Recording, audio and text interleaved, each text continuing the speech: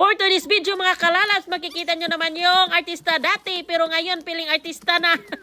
Nagagarden na lang. Dahil tapos ko nang na-harvest ang mga bunga ng aking cabbage kaya bubunutin ko. Pag bunot ko mas matigas pa sa kay kuan. Ay alam nyo na. Joke. Yo!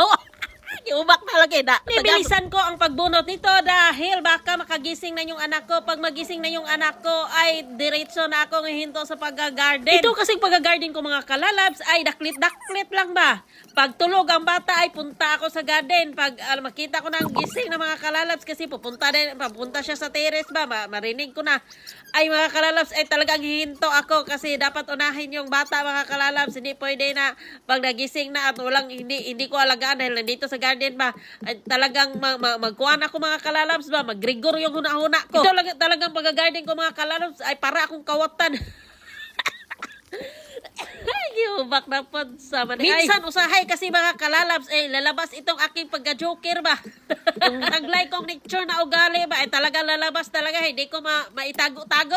Ito mga kalalabs ay maganda kasi yung panahon. Minsan umuulan ba sa tamang-tama mga kalalabs na magtanim ng seedlings ba. Lalo-lalo na yung saluyot kasi kuan ba sensitive kasi saluyot dito sa New Zealand mga kalalabs talagang maalaga ba talagang yung anong lupa niya dapat talaga yung moisture ganyan panatili mga kalalabs ba kay pag summer kasi madaling mag-dry yung kuan ba lupa kaya tina-timing ko talaga na yung kuan ba mag-ulan-ulan gani dito kasi pag straight isang linggo na yung init madaling talagang mag-dry yung lupa lang lalo na itong kuan garden rising beds ko na grabe talaga kasi siya ba grabe, pag umiinit yung sin talagang madaling matuyo yung lupa ko. Lalo na ba yung lupa ko ay kanang mabuhaghag ba sa inak ko mga kalalabs. Ang daling matuyo talaga. Pag dinidiligan ko ng umaga, kailangan mong diligyan ng tanghali. Kailangan mo ding diligan ng hapon. Astag lagi, grabe. Yung effort ko ba para lang makapagtanim ng mga gulay na gaya sa atin.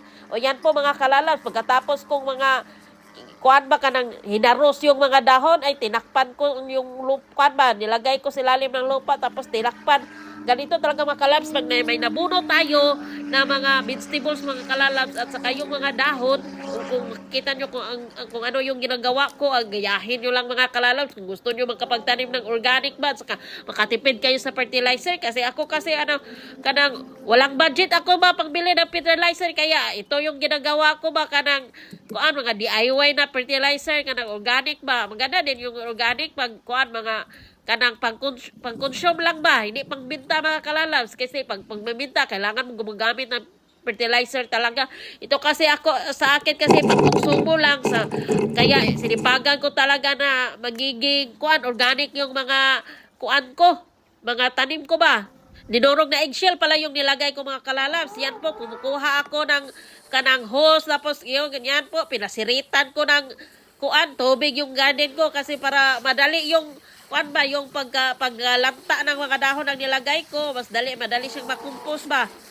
Yan para yung mga bulati ay sila mga kalalabs, mabilis sila makagapang papunta sa mga dahon ng aking mga binaon. Kailangan talaga basa yung lupa pag direct compost. Direct compost po itong tawag na sa ginagawa ko mga kalalabs.